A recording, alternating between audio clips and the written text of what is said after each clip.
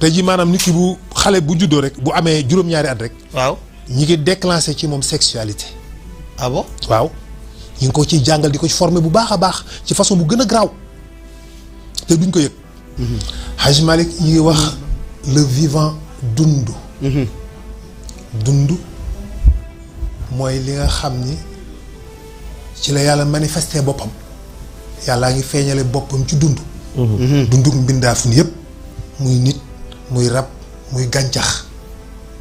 parce que yàlla ci boppam mooy ki ñu war a njëkk a jéem a xam googu dafay dellu ci li mu indi pas ci jëmmi boppam ji ci li ñuy xamee yàlla lu ñu xamee yàlla ci jëmmi boppam ji waaye ñu ngi xamee yàlla ci li mu bind moo tax Spinoza bi ñu ko laajee ni ko ndax gëm nga yàlla daf ni gëm naa ni yàlla daal c'est la nature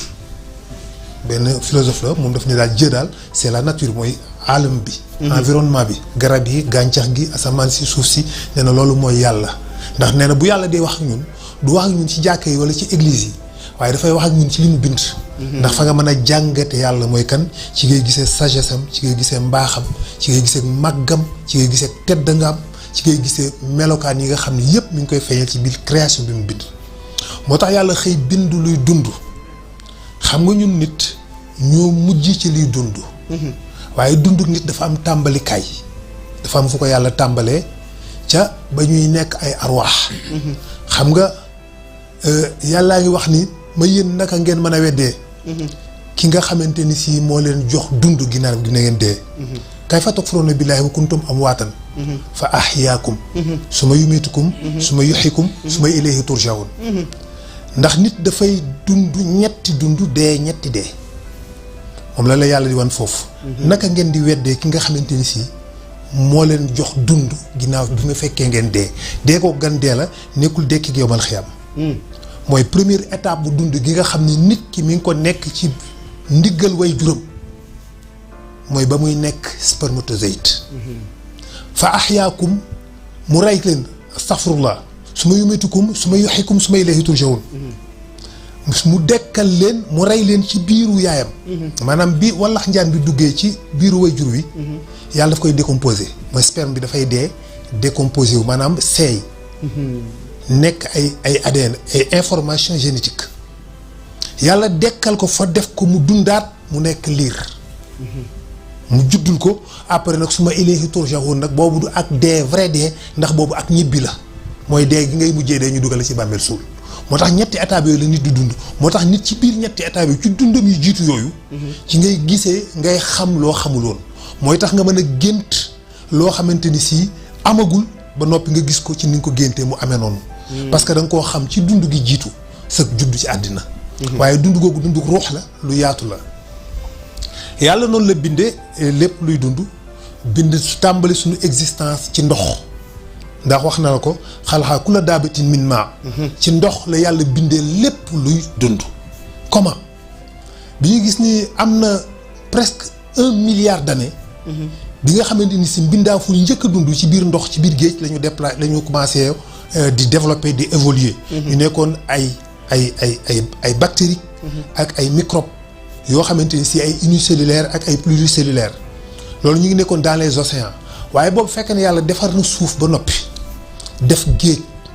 waaye nag suuf si amagul oxygène bu ñuy noyyi amagul gàncax amul dex doxul benn pepp gàncax màggul ci kaw suuf si lépp beeñ la désert bu wow koŋ la lu dul géej gi rek moo fa nekk di ndox te biir géej gi amagul jën ndax ay microbe rek ñoo fa nekk ak ay bactéries yoo xam ne yàlla mi ngi soog a démarrer commencement processus bi nga xam ne ci la bëgg a créer mbindaafun yuy dund mu commencé ko defar nag ci biir géej gi ndànk mais daf ko defar boo xam dafa jël temps parce que y a 4 millions d'années 600 millions ci la créé li nga xamante ni si mooy les mouches après les unicellulaires les amacellulaires les pluricellulaires mu ñëw les mouches après mu dem 360 millions d'années ci la soog a créé les fougères yooyu moo njëkk a créé les graines ci après les algues bleues et algues vertes ci la yàlla créé graines yi nga xamante ni si gàncax googu commencé di pousser ci kaw suuf si ndax boobu fekk na mu commencé di defar jaww ji ba asamaan yi te dajaloo ba formé wu pour mën a protéger suuf si ndax température yi fi nekkoon tàngaay bi fi nekkoon dootul ñëw ndax gàncax yi li koy rey jant bi ni mu koy chargé dootul accès ndax léegi créé na à 7 couches asamaan yoo xam ni moo ñuy protéger mooy ionosphère thermosphère mésosphère stratosphère couche d'ozone et cetera donc cette couche yooyu moo ñu protéger moo ëmb suuf si. maanaam ñetti bulle la yoo xam ne ñoo ëmb suuf si protéger ko pour que luy dund mën a dund ci kaw suuf si. bu ko defee gàncax yi mën fee dund ndox yi mën fay nekk oxygène mën a am muy noor ak di nawet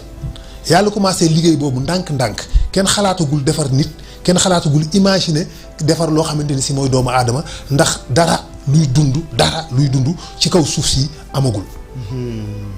bi mu defee loolu après des millions d'années yàlla créé nag fougères yooyu ñu génn commencé créer gàncax gi mais ci biir ci biir géej gi ci biir ndox yi mu commencé créer li nga xamante ni si mooy les unicellulaires les pluricellulaires les hémacellulaires après mu créer les astropodes mooy première organisme yi nga xam ni dem nañ ba nekk ay mbindaaf yu dund mën na wax ni am métabolisme maanaam nekk loo xam dañuy consommer dara di lekk di reesal di dundee ñam ndax li jiitu loolu daaw ñu dundee ñam ndax boobu dundu ñam amagul waaye aussi également reproduction sexuée amagul. La reproduction sexuée mi ngi ñëw après parce que lu jiitu loolu góor ak jigéen amagul yàlla moo ko inventé yàlla moo xëy rek créé góor ak jigéen waaye lu jiitu loolu góor ak jigéen amagul woon yàlla mi ngi créé góor ak jigéen ci benn division cellulaire bu ñuy wax la méiose. La méiose benn division cellulaire la boo xam ne moo créé 2 jeux de chromosomes muy wax muy nga xamante ni moo créé la mitose moo créé les ovules et les spermatozoïdes donc à partir de ce moment-là lu commencé di am ce qu'on appelle une fécondation n'est-ce pas reproduction sexuée mais avant loolu une reproduction asexuée moo amoon mooy ay division cellulaire la doon maanaam benn cellule mooy division en 2 mais identique dañuy niroo day nekk même cellule bi lay doon du am différence du am wuute. ndax ndey ak baay bu ñu amee doom ji du niroog ñoom à 100% day xaw a waroog ñoom tuuti. waaye kii nag boobu day nekk lu teg identique du am benn différence loolu ñuy wax les divisions cellulaires donc c'est des reproductions asexuées bi yàlla pare ci loolu nag mu dem a créer le sexe créer les astropodes mooy les mollusques maanaam lu mel ni ay yéet lu mel ni ay crabe xeetu mbindaafun yooyu ñoo njëkk a dund ci biir géej gi dans les océans il y a plusieurs millions d'années centaines de millions d'années ñu commencé nag di dund di def évolution bi commencé moo tax mu wax ne xalaqa minal maa'i kulla xalaqal wa ja'alna minal maa'i kulla shay'in hayy minal maa'i kulla shay'in hayy ci biir ndox la defee lépp loo xamante ni si luy dund la le vivant la yooyu na commencé benn évolution boobu nag nit bokku ci moom la ñeneen di dem jàpp ni donc kon nit ci évolution boobu la bokk ba nekk nit ñu ñoo dem nekkoon ay jën nekkoon ay wallax jaan mujj gi ñu évoluer nekk ay xeetu jën ba saa ñu mel ni ay reptile ba mujj gi ñu mel ni ay golo di dox ba mujj gi ñu nekk ay nit yu dox ci kaw suuf waaye demewul noonu évolution boobu am na mais ci mbindeef yi ci rab yi la ko yàlla def mais pas ci doomu aadama yi. ci rab yi la ko yàlla def mais yàlla defu ko ci nit ñi bokkuñu yàlla dafa créer aadama à part. donc noonu la yàlla créé lii nga xamante ni si mooy mbindaafu yuy dund ci kaw suuf à partir de là l'évolution boobu commencé di am donc xalaxal minal maa'i kulla shay'in ci biir ci ndox moom la génnee lépp loo xamante ni si luy dund la évolution bi commencé mbindeef yi commencé di tas ci kaw suuf rab yi commencé di dox picc yi commencé di ñëw rampants yi dox ci kaw suuf si commencé di évoluer au fur et à mesure des millions et des millions d'années ba mu agsi nag ci benn période yàlla soo ko décidé bind ki nga xam ni mooy aadama mu defar ko ci ban ak ndox ak argile ak ammoniac ak soufre parce que mooy élément de base yi nga xam ne moo créé les briques de la vie moom la ñuy wax les briques de la vie moo créé les ADN et les ARN donc les 23 wala 26 éléments yi nga xamante ni si ñoo constitué wu pour fabriquer les ADN donc yow noonu la yàlla créé ADN u aadama commencé di dund nekk nit bi ñëwee nag ba nit am yàlla nag wàccee lii nga xamante ni si mooy mission bi mu bëgg ci ñoom mooy ñu reconnaître ko xam moom mooy kan jaamu ko ci niñ ko war a jaamoo. yàlla wàccee aadama commencé wàccee ay yonent commencé jàngale lu jiitu loolu dëgg la amoon na mbindee fi jaaroon yoo xam ne ñoom it amoon nañu charge war a jaamu yàlla war a gëm yàlla muy jinne yi fi nekkoon ak jaan yooyu fi nekkoon doon fi dund lu jiitu aadama. nga xamante ni si ñoom ñoo fi nekkoon iblis seen maamam ci ñooñu la jógee mooy ci xeetu jaan yooyu nga xamante ni si ñoo reyoon jinne yi fi nekkoon ba tax yàlla yabal ay malaaka ñu rey jaan ya ba ñu jeex. seen iblis moo bokk ci ñooñu. maamu iblis moo bokk ca jaan yooyu benn iblis bu jigéen benn jinne bu jigéen la bu tuddoon Lisa moom moo jur iblis moo tax ñu koy wax ibnu lisa jaan boobu bu jigéen boobu moom la malaaka yi gisul ñu wàcc yëlbutu mu feeñ ñu bëgg ko fi ñu indi fi mu dikk foofu kenn du fa rey ñu laaj yàlla mu leen bàyyi leen ko parce que fii kenn du fi rey ñu bàyyi ko fa ca la doon amee melokaan yooyu di génnee awraam ba malaaka bi jël gëllu safara sànni ko jaan bi ëmb am doom mu judd ji iblis mu dee donc iblis c'est le dernier des Mohicans maanaam benn mbindeef la boo xam ne dafa unique ndax xeet bi mu bokk amatul dara lu ciy dund jàkkaar de su ci te moom baayam bu la neexee nga ni safara la moo tax am ñuy wax naan iblis baayam safara la du lakk ndax baayam safara la boo gisee ñuy wax looloo tax ñu koy wax naan iblis du lakk bu mu duggee safara tamit du lakk ndax baayam safara la waaye alaakuli aha kay dafay lakk ndax safara bu nekk doon na safara ci weneen safara doon na safara ci moom ndax safara bu nekk weneen safara doon na safara ci moom ndax safara bi nit xam bi ci gën a tàng bu dee ndox bu tàng la ñun mi ngi ci 100 degré waaye bu fekkee ni li gën a tàng ci li ñu xam mooy weñ goo baxal ba mu nekk ndox mi ngi nekk 3700 degrés Celsius waaye boo demoon ci jant bi fi gën a sedd ci jant bi mi ngi nekk 6500 degrés Celsius. 6500 degrés Celsius. foofu gën a sedd. foofu mooy gën a sedd ci jant bi te weñ boo ko baxalee ba mu egg 3700 degrés dafay évaporer maanaam day ñeer. te jant bi fi gën a sedd 6500 degrés la waaye fi gën a tàng ci jant bi 15 millions de degrés la. loolu c'est inimaginable pour un être humain mën ko comprendre. mais jant boobu nekk 15 millions de degrés am na yeneen biddéew yoo xam ne boo ko fu dugalee day nekk glace ci ñoom ndax ñooñu ay milliards de degrés lañ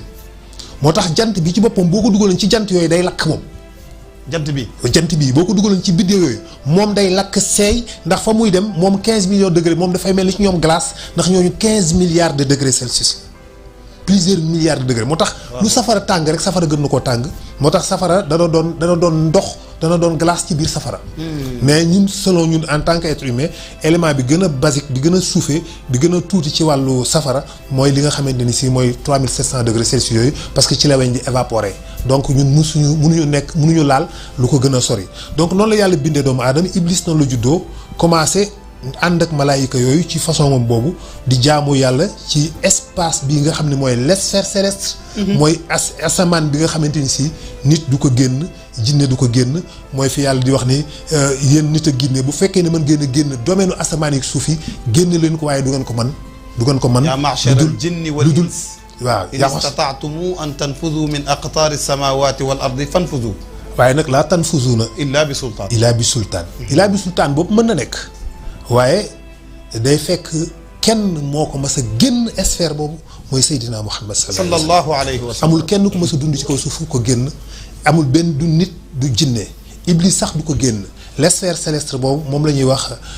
mooy le voûte de la terre mooy li nga xamante ni si mooy sadd yi mooy les limites mooy sadd yi mooy limites yi nga xamante ni si nit du ko génn ki gën a sori ci lu mu tukki ci ku doon dund ci kaw suuf ginnaaw Seydina Muhammad sallallahu alayhi wa sallam mooy Zulxarnayni te génn ko jant ci boppam du génn biir kër googu mu nekk jant bi te maanaam da ko tàllal rek mi ngi mel ni nga dugg ci benn néeg dox jëm ca palanteer ba te ba nga commencé dugg ci néeg bi dox jëm ci palanteer ba ak léegi defagum na 4 milliards at 600 millions d'années te vitesse bi ngay déplacé woo 720 000 kilomètres à l'heure la te ba léegi eggugoo ca palanteer ba maanaam rëyaayu néeg boobu nag ci la jant bi nekk di def voyage am boobu ñu ànd ak moom ñun nekk rek benn bulu suuf boo xam ne dafay tawaaf jant bi ànd ak moom di dem donc ala kulli xaal noonu la yàlla bindee fii dund ci kaw suuf mu farataal si ñun ñuy woor weeru koor mu sant ko aadama xam nga boo gisee nit bu wooree jigéen bu wooree weeru koor gis mbaax waaw bu jàllee dafay fay waaw te bu jullee gis mbaax bu paree du ko fay. dëgg la li tax loolu. parce que yàlla dafa sant aadama woor. aadama daal di woor ba si yàgg xawaa gis lu mel noonu ni aadama astaghfirullah dafa julli xawaa gis mbaax. ni ko man de damaa gis lu mel nii aadama ni ko xaaral ma laaj yàlla ni yàlla xawaa de dafa gis mbaax mu ni ko bu mu julli.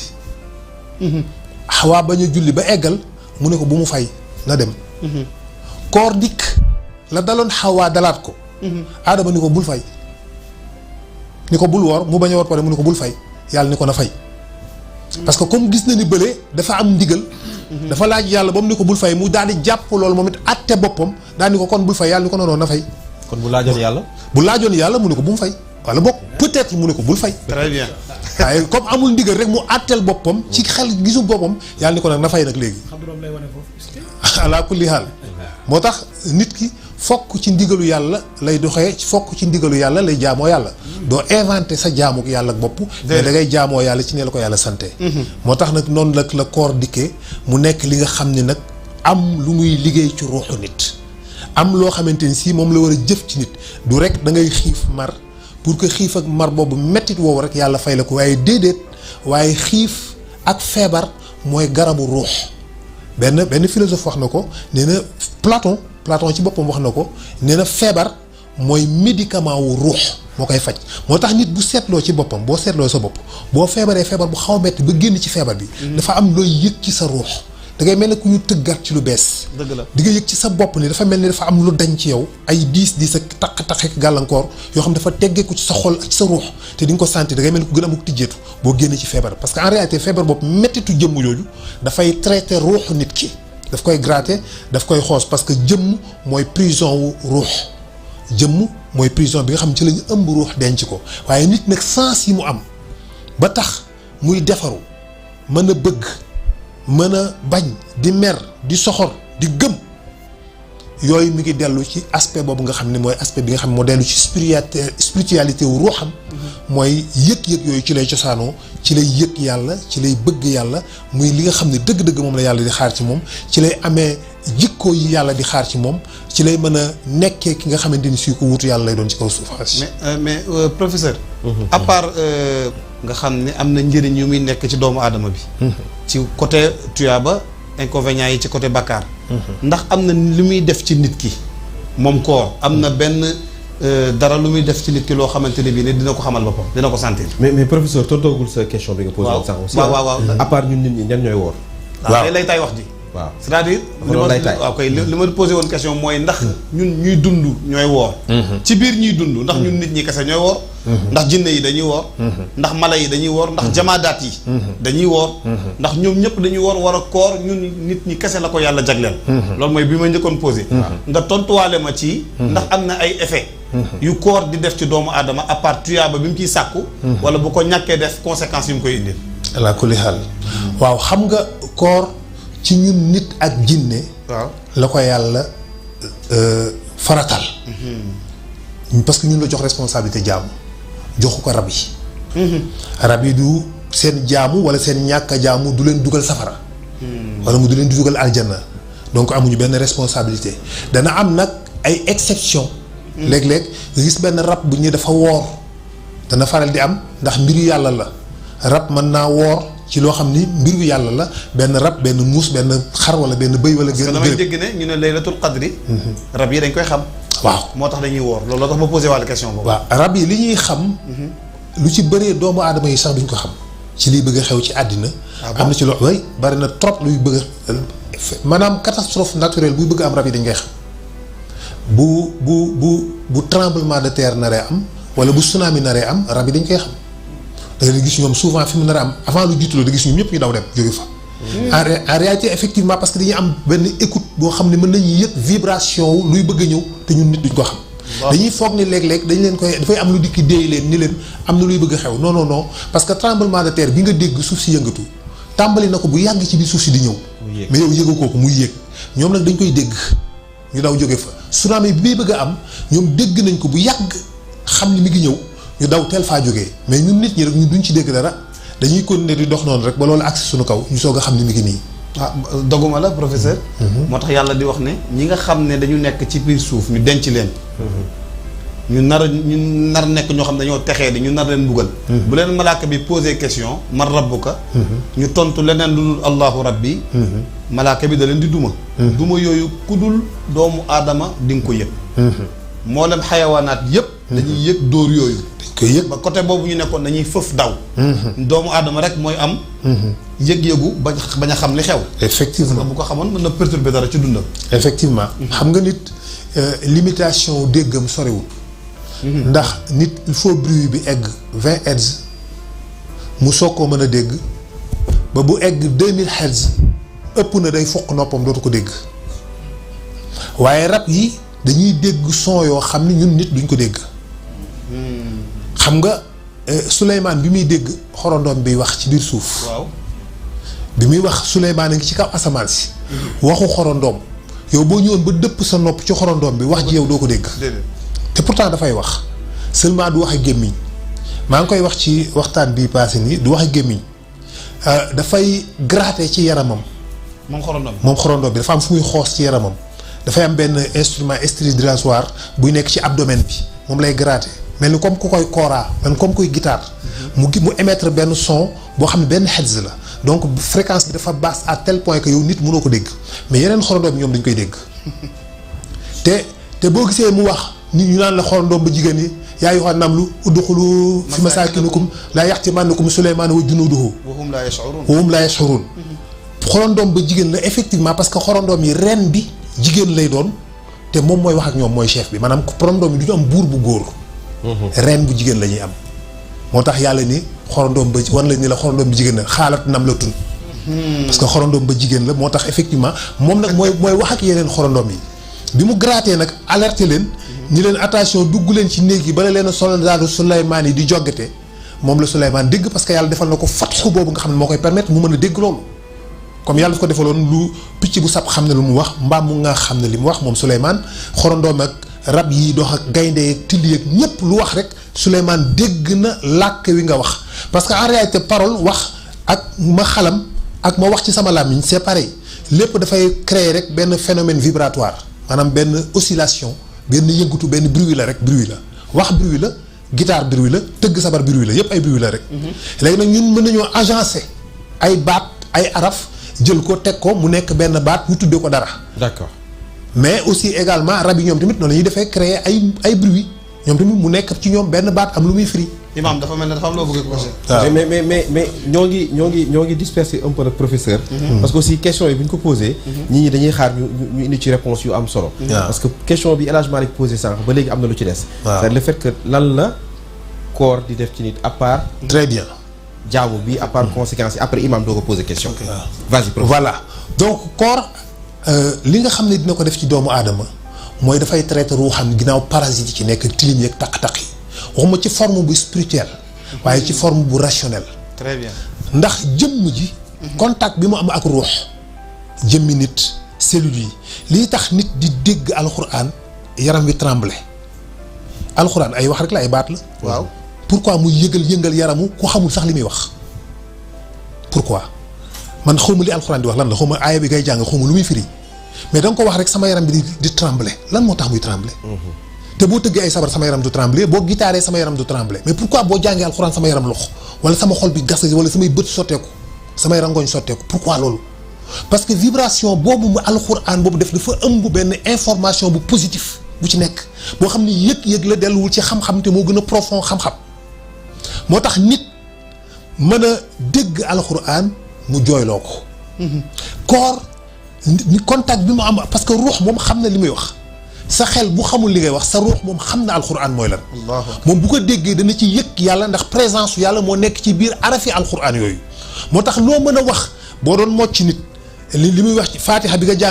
jàng ko ci français nga mocc nga ko xool ba xam dina wér. déedéet du wér.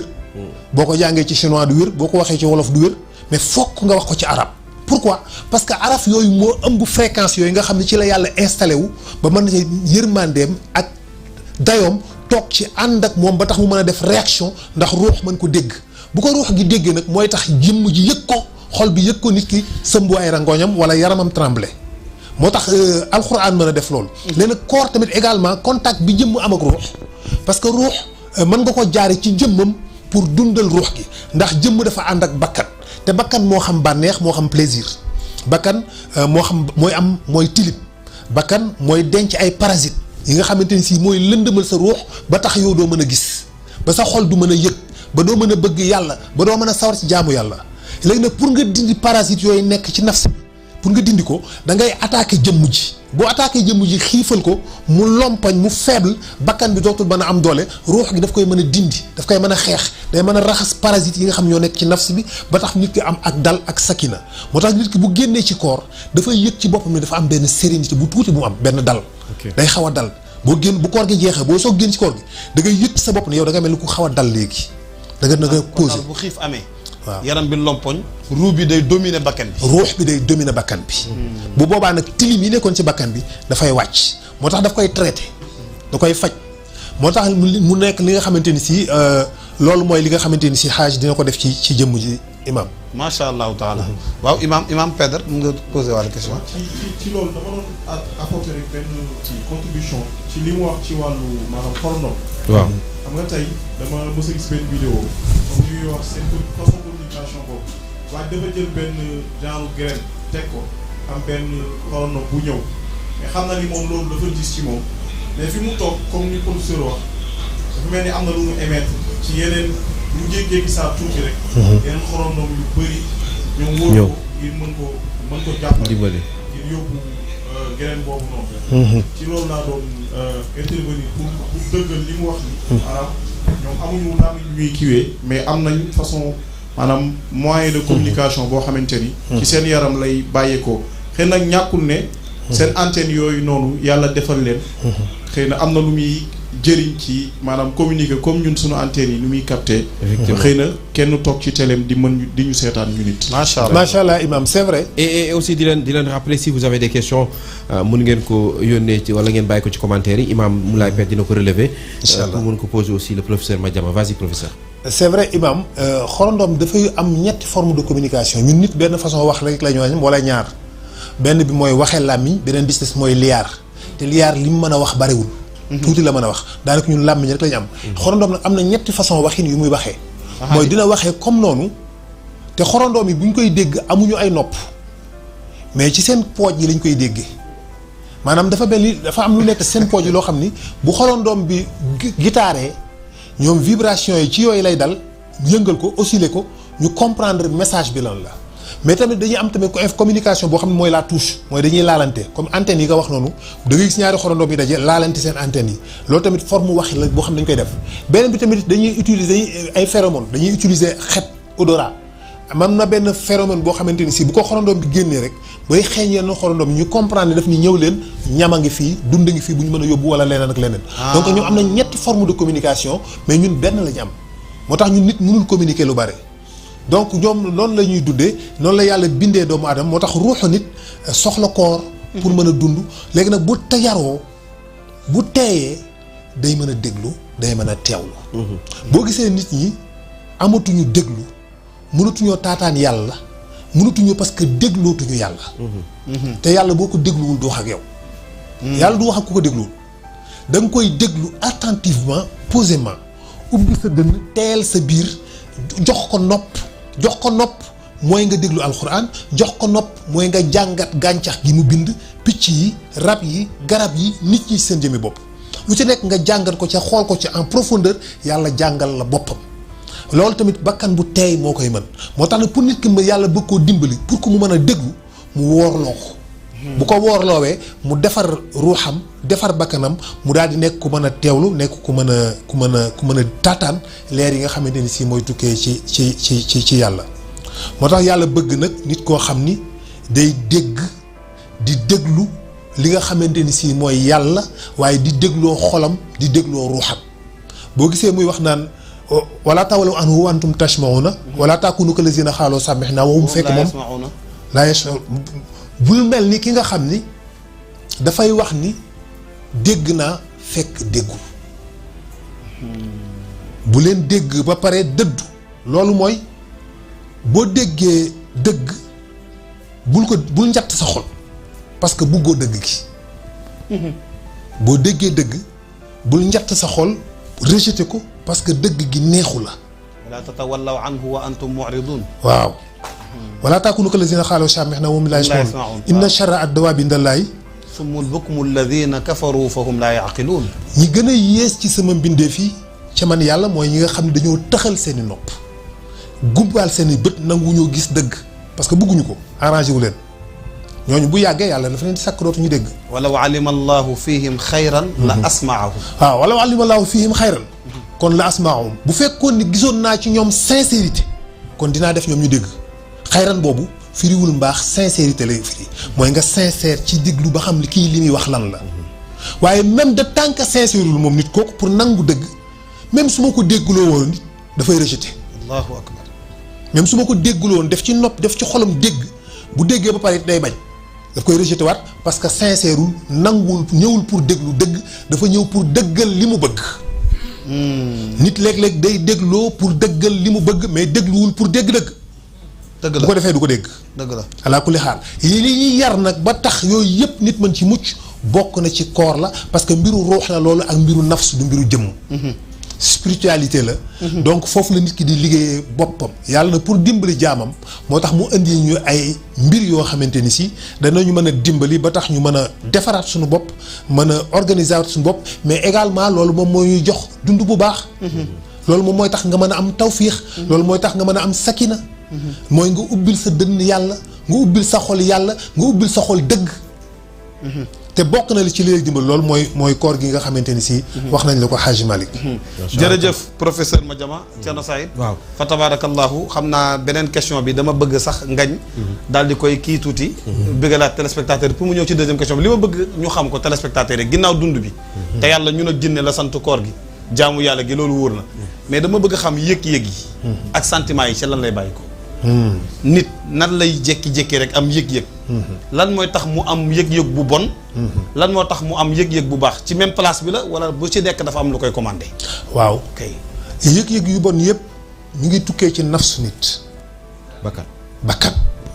bakkan bu la neex da nga naan ab ruux la rek ruux daal dafa mel ni ñaari mbubb la. waaw. wala ñaari élément la. wala nga ni damaa jaxase ndox ak benn boisson. ñu jaxasoo nii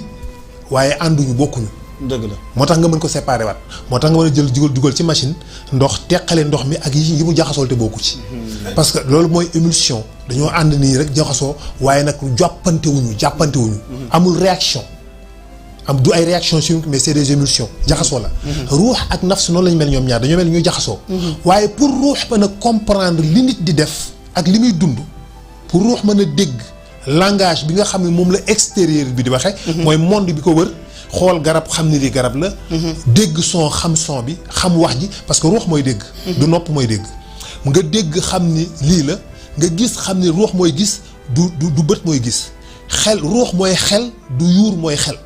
yuur du xel du yuur mooy xalaat du nit xel mi ci bopp bi la nekk xam-xam nekkul ci bopp xam-xam nekkul ci yuur ci xol la nekk. ci ruux la nekk effectivement. xam-xam nekkul ci bopp am na ñu am xam-xam te amuñu yuur am na rab yoo xam ne dañu intelligent te amuñu cerveau la méduse benn rab la boo xam ne mi ngi nekk ci biir géej dafa intelligent day tendre ay pièges dafay xalaat te amul yuur amul xol lu muy xalaatee amul dara kenn xa ko xam ruux gi mi ngi ci yaram bi yëpp mooy boo koy xool mooy rab boobu mel ni day mel ni para bu weex ci biir géej di nga ko gis day mel ni xob nii day weex ni mel ni kii dafay intelligent le blob amul cerveau te dafa intelligent day réfléchir fu muy xalaate ruux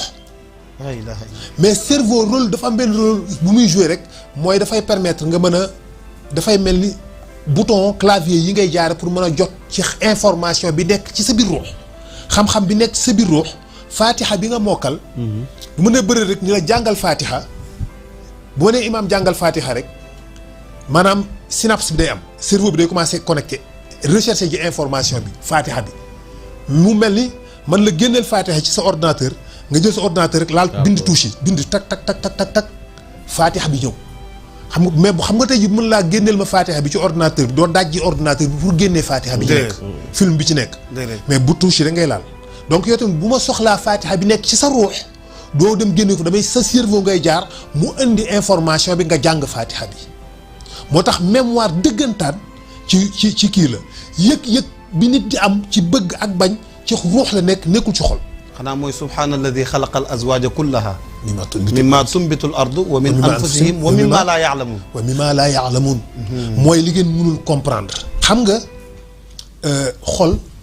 dafa nekk li nga xam ne moo représenté manifestation la bërëb bi ñaar yooyu di manifesté wala mooy ruux ak nafs foofu la ñuy manifesté ñoom ñaar seen divergence seen woroo seen wuute sa xol bi lii naan la defal lii naan la defal lu baax li lii naan la defal lu bon li ñoom ñaar ñooy xëccoo foofu ñoom ñaar ñooy pompe xol ñoo ko bokk ñoom ñaar ñoo ko séddoo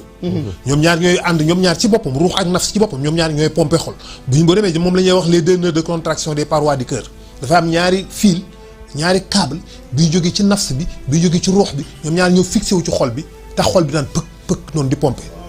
ku nekk di def ay décharge muy pompe nga fay yëgee ñaar yëpp moo tax ci xol bi ngay bëgg yàlla waaye ci xol bi ngay bëgg sa jabar te ñaar yooyu warul ànd fi nga ci sa xol ngay yëg yàlla ci sa xol ngay bëgg sa jabar pourquoi loolu nit bu ñu dindee xol bi greffé ko mondeel ko xolub jàmbur la mu bëggoon lay bëgg ñëm bëggoon lay bëgg pour lu tax loolu ah bon waay buñ ko greffé beneen xol bu dul beneen xolu nit du bëgg jabaru kooko jabaram lay bëgg ak ay doomam waaw mais xol yi bokkuñu voilà parce que loolu moo lay wan ni kon yëg-yëg boobu cofeel boobu ak bëgg boobu nekkul ci xol bi mais fa lay manifesté woo mais ci ruux bi la nekk mais ci ruux bi la nekk ci ruux allahu akbar wax ji leer na de voilà fa lay manifesté woo mais ci layaa ndigin moo tax nag séeréer yi ñu ne layaa ndigin ma ngoog moo tax ruux boobu mooy li nga xam ne ni moom la nit di perfectionné moom la nit di defar moo tax yàlla bëgg nga nàmm ko nag nga defar ko à travers bépp loo mën a am moo xam zikr moo xam jàng alxuraan moo tax yàlla ne quli ruuxu min amri rabbi waaw wa maa utitum min al ilmi illa qalila waaw min amri rabbi parce que mënoo ko expliquer scientifiquement moom ruux bu ñu la woon ruux lan la mënoo ni ma ndox la mënoo ni ma ngelaw la mënoo ni ma leer la mënoo ni ma lenn la boo gisee nit di utiliser baatu leer parce que nit xamul lu dépassé leer moom fa la yem moo tax lu dikk rek mu ne ko leer la boo ne ko lampe ba lan la mun la leer la nga ne ko yàlla lan la mun la leer la nga ne ko xel lan la mun la leer la nga ne ko ruux lan la mun la leer la yooyu du leer parce que da yow yaa amatul baat bu jéggi leer moo tax nga yem foofu moo tax lu ñëw nga tuddee ko mais du loolu bokkut ak yooyu leneen la lu ñu mënul tudd lu ñu mënul comprendre moo tax mënoo xam composition wu ruux ba man ni molécule sàngam la wala atome tel la wala particule sàngam la moo tax da nga naan rek leer la moo tax yàlla nag mun leen a xam loolu bu leen laajee ci mbiru ruux da nga ne loolu kat secret sama borom la waaye moom mooy le vivant dëggantaan mooy liy dund mooy li yàlla jële ci leeru Seydina Muhammad suñu leer yëpp ruux yëpp jóge ca nekk lu vivant nekk lu mën a yëg yàlla kon ne ku nekk mu branché la li nga xam ne mën naa tax nga bëgg yàlla yonent bi séddale ko joxe ko jox ko bépp nit am na ko yaa koy dundal wa ilaa nga fayit ko soit nga dundal sa bëgg yàlla ak sa passion ci yàlla mu dund wala nga bàyyi ko mu dee dootul dund nga nekk koo xam ne da ngay ñàkk yàlla dootoo yëg yàlla soxol ala kulli xaal waaye ruux moom mooy li nga xamante ni si moom lañ bëgg a nàmm moom la ñu nit ko war a defar pour mu am équilibre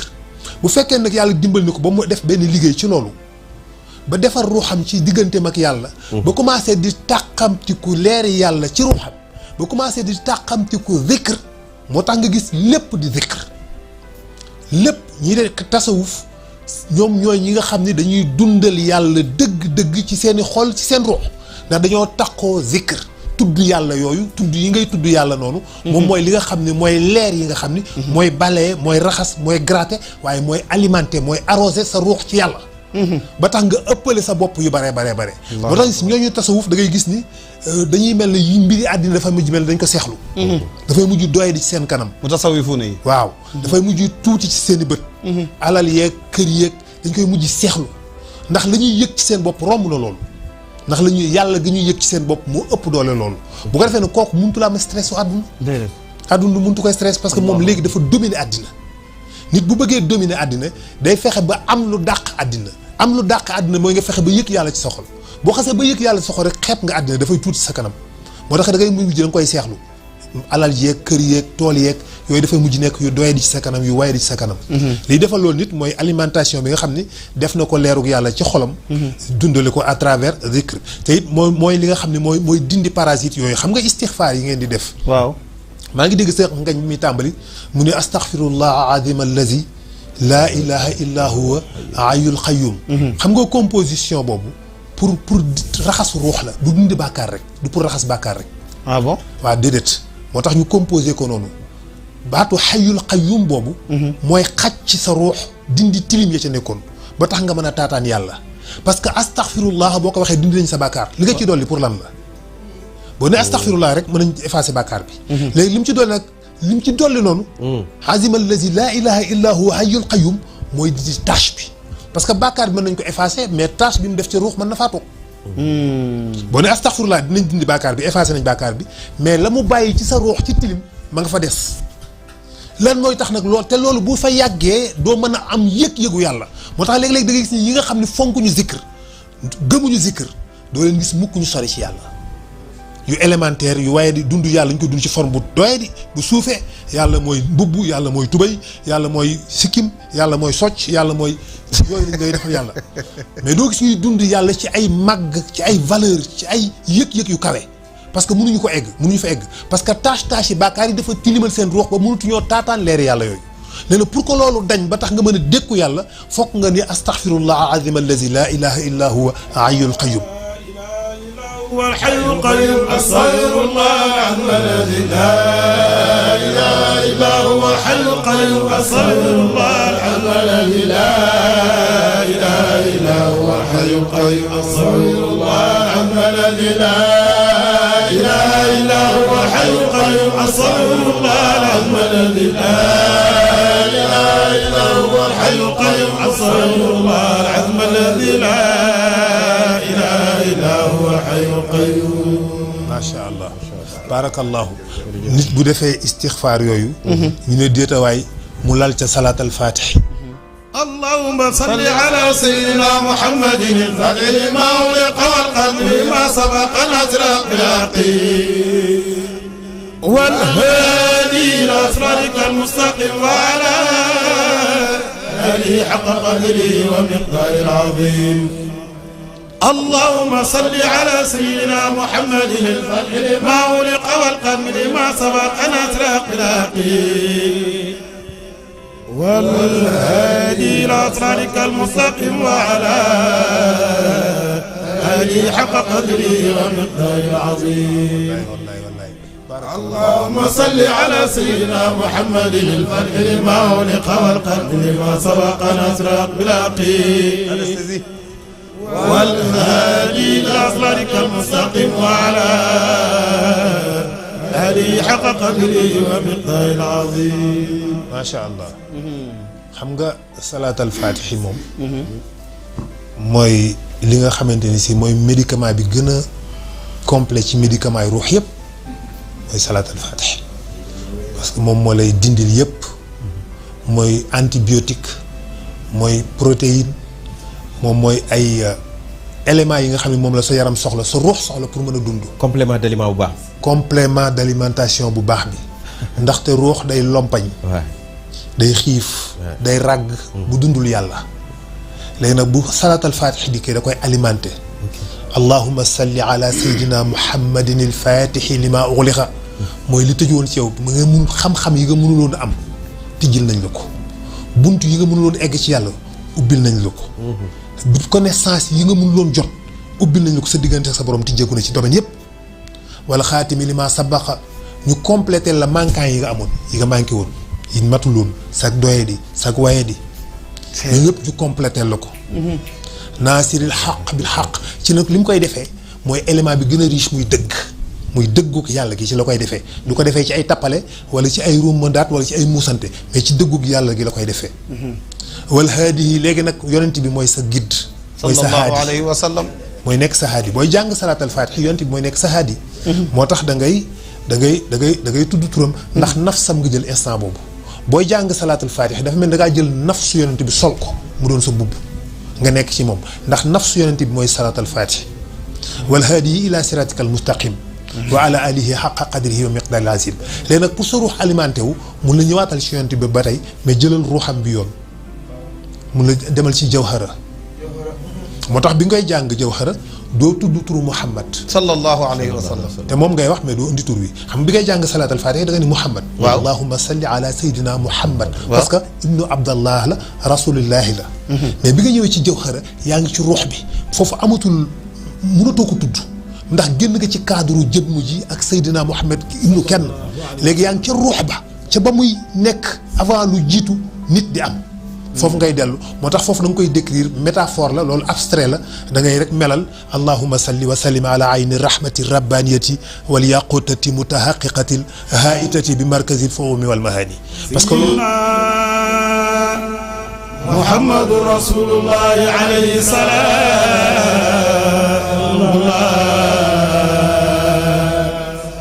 اللهم صل وسلم على عين الرحمة الربانية والياقوتة المتحققة حائطة بمركز الفهوم والمعاني ونور الأكوان المتكونة العالمي صاحب الحق رباني البرق الأسطع المدن الأربع المالات لكل متعرض من البحور والأواني ونور كلام الذي ملكت به كونك الحائط بأمكنة المكان اللهم صل وسلم على عين الحق التي تتجلى منها رؤوس الحقائق عين المعارف الأقوم صراطك الأسقم اللهم صل وسلم على طلعة الحق بالحق كنز الأعظم إفاضتك منك إليك إحاطة بنور المتلسم صلى الله عليه وعلى آله صلاة تعرفنا بها إياه ما شاء الله منك إليك alimentation la minka ilayka jóge dellu si waat essence bi moo tax bi Seydi Hadji Malick di tëj ci ñaan nga dégg mu ne haasi hadiyat bi fadlillahi mina ilayka ya rasulallah sallallahu alayhi wa sallam minka ilayka la rek moo tax essence boobu suñu diggante ak rasulullahi sallallahu alayhi wa sallam ak suñu diggante ak suñu borom mooy li nga xam ne moo ñuy dundal mooy vrai essence bi mooy vrai alimentation bi yooyu à travers loolu la ci lañ ko amee ci la gàncax gi di dund ci la rab yi di dund ci tudd yàlla ci zikr ci la lépp di dund wax vibration yooyu moom mooy dundal gàncax gi vibration yooyu tey ñëpp gis nañ ni xam nañu avec les expériences de Emeto que ni ndox boo ko jëlee nga jàng ci dara la nga ca jàng dafay am jeexit ca ndox ba tax ndox ba mën a def dara waaw ndox dafa am mémoire dafa am xam-xam ndox day denc ci xalaat ndox li nga ko wax da koo xam ndox waaw moo tax ngay ñaanal nit ci ndox ci jox mu faj ko nga jël jàng biir bi metti ëpp jox ko mu naan ko biir bi sedd ci saa si lu tax loolu lan moo tax loolu mën a nekk pourquoi lu tax parce que te li nga wax ay wax rek la ay baat la parce que course yu bi nga jàng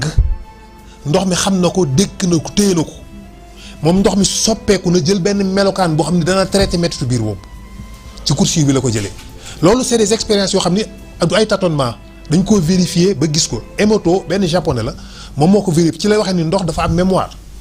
mu gis ni boo jëlee benn ndox mu wax ci ay wax yu ñagas ci ndox mi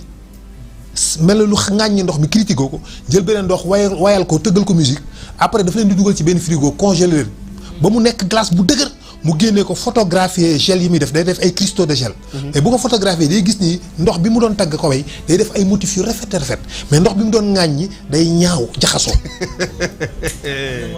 allahu akbar Emoto ni kon xaaral mu jël ceeb ñànkatang def ci ndox jël ñaar yëpp ci même ñànkatang muti bu def ci ñaari kaas sotti ci même ndox bi benn bi mu ñëw ŋàññi ndox mi wax ko wax yu ñaaw beneen bi mu ñëw wax ndox mi wax yu rafet gitaaral ko tëj ñaari kii denc ko ñu dem quelque temps une semaine 2 semaines mu ñëw kii ne bi ñu doon xas mu fekk mu lakk bu ñuul kukk bi ci des moom continué set wicc weex tàll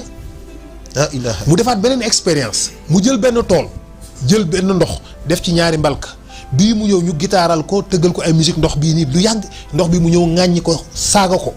xaaj tool bi ci digg bi arrosé bii genn wàll gi arrosé bii genn wàll gi partie bi nga xamante ni si moom la ñu doon ŋàññi donc fruit dafa yeex a ñëw garab ya ndaw tuuti wex bi nga xam ne nag moom la ñu doon gitaaral fruit meññ naat sucré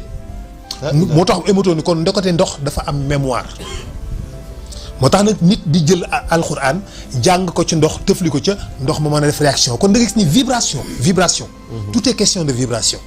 lépp vibration la moom laay wax souvent naan mooy la langage universel de l'univers vibration yooyu ni ngay toggee di dégg nit ñi jàng dafay am ay réaction ci sa cellule yaram ci sa jëmm alxuraan yi ñuy jàng dafay am ay réaction ci sa jëmm zikkër bi ñuy toog naan astaghfirullah ak jawharatul kamal yu neex yi ngay dégg ku ne xam na ne lii boo ko déggee mu am jeexit ci sa jëmm bu positif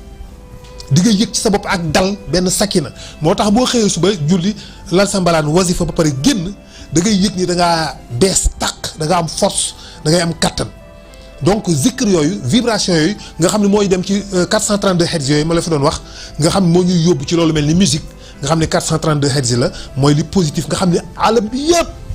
alam bi yëpp gàncax yi garab yi picc yi rab yi fas yi ñëpp dañuy émettre benn fréquence de 432 hertz mu tolloog li nafsi 432 la donc dafa tolloog bakkan mais bi nga xamante ni si moo tax bu ñu jouer benn instrument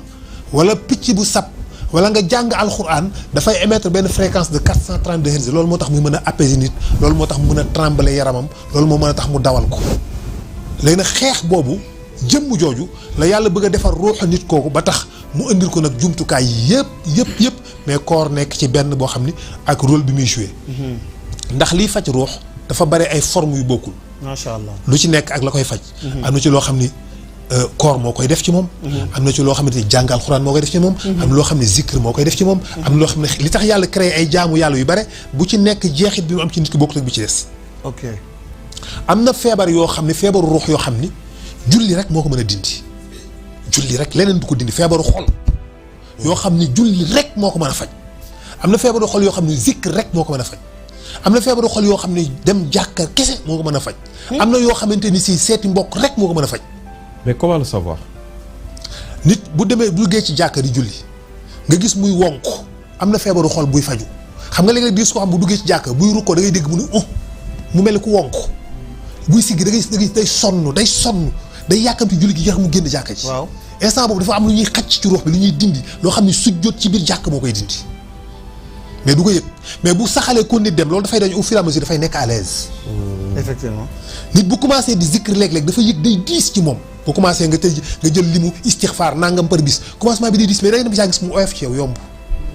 ce n'est pas question de parce que da nga koy répéter chaque jour déedéet parce que dafa am lu mu xacc lu mu dindi lu doon bloqué loolu la teggi. mel ne comprimé booy naan tout le temps. ba mu faj bu traitement bi jeexee rek da ngay wér. nga wér. boo koy naan xam nga am na bàkkaar sax yoo xam ne yonent bi alayhi salaatu wa salaam nee na bàkkaar yoo xam ne istixfaar du ko dindi. déedéet. salaatul faatiha du ko dindi. déedéet li koy dindi mooy nga génn dem utal sa njaboot dundee ko mooy tax bàkkaar bi wàcc. laa kulli xaal. kon doon la loolu c'est lu déggable la. am na ci loo xam dox mbokk.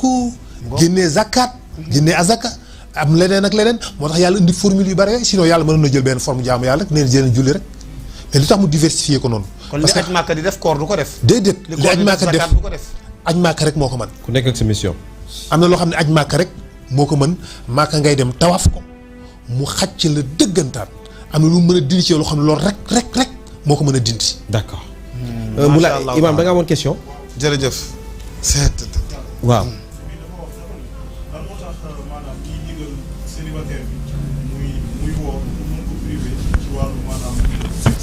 waaw effectivement parce que bu fekkee ni nit ki célibataire bi mbiru bakkan bu sawar bakkan bu sawar xale bu góor bu nekk góor nekk mbërum làmb sawar dafa mel ni Imaam question bi il paraît que sa micro kiiwul woon xaaral ñu xooloo ko micro waaw léegi waaw arata micro bi di ñëw waaw dafa ne waa ji da ko laaj bismillah c'est bon vas-y Imaam lan moo tax maanaam ñuy digal célibataire muy woo pour mën ko privé ci maanaam ñu tuddee wàllu sexe maanaam lan moo tax ñiy digal célibataire bi muy woor pour mën ko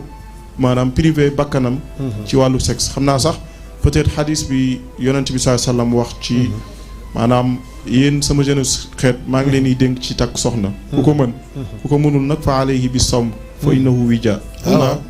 xëy na loolu la bëgg a laajte lan moo waral daal ci wàllu ruux ñuy digal célibataire bi muy woor ngir mën a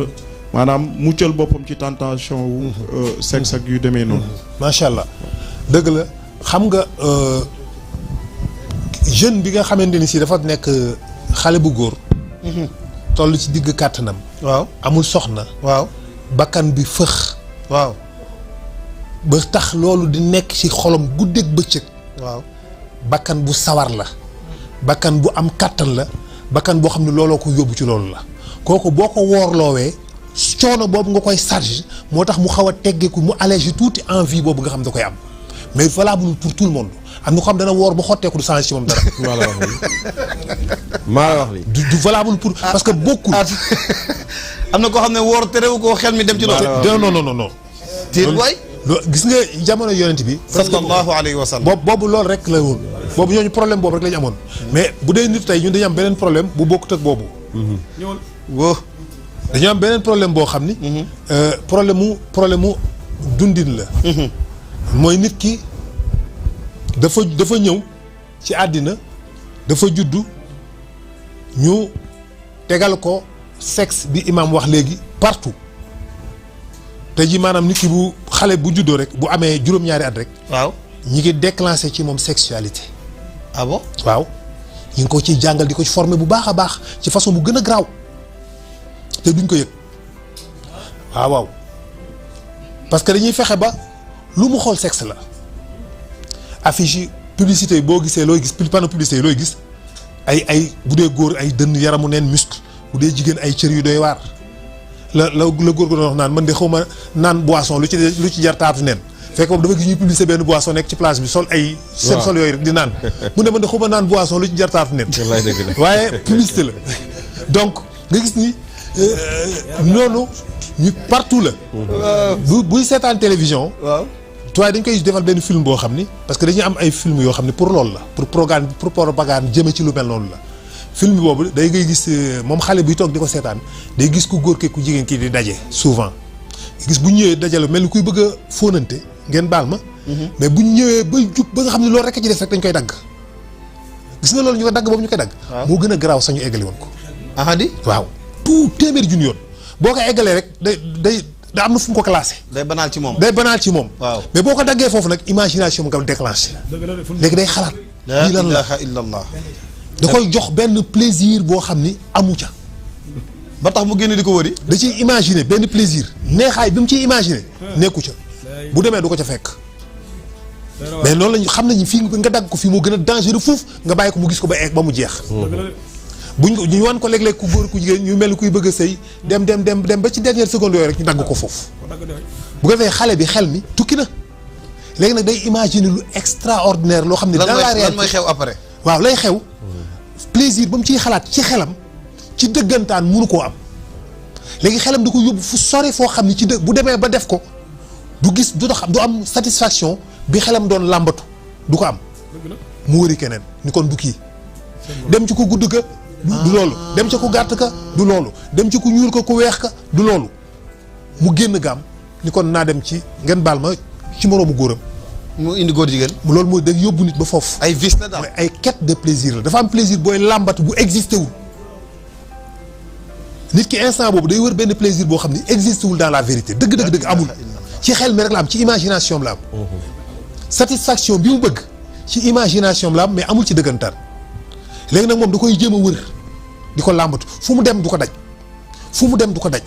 daj ba mujj gi muy dugg ci yeneen gaab yeneen cadre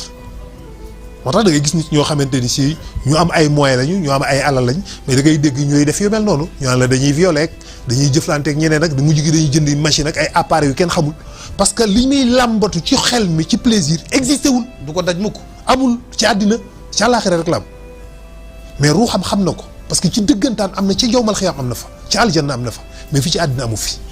léegi nag noonu la ñuy déclencher xale bi moo tax nag kooku nag soif boobu mu am bëgg googu mu bëgg munu ko satisfaire. ay wooral du ko régler. macha allah kooku ay wooral du ko régler xaaj. waaw. tabarakallah